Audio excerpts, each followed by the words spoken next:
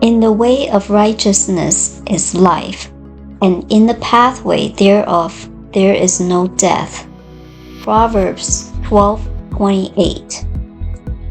You and I should look across the new horizon of the greater possibility that resides within us and meet the living God and feel the embrace of His presence, and come at last to know the infallibility of His power. From out of the great mind that is God, the way of life is made perfect and straight and immediate. It is made happy and whole and prosperous.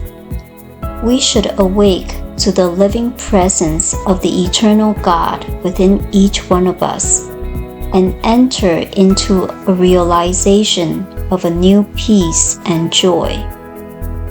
As we come to surrender all littleness and all fear and doubt, that great river of life flowing from the mind of God will renew our vigor, remake our strength, ennoble our being, heal our bodies, and bring peace to our heart. As our thoughts are cleared of all that is unlike Him who created us, they become receptacles for the outpouring of all that is good, wonderful, and true.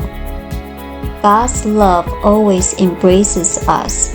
His wisdom is always within us, and His joy is ours to share. Abundance is everywhere.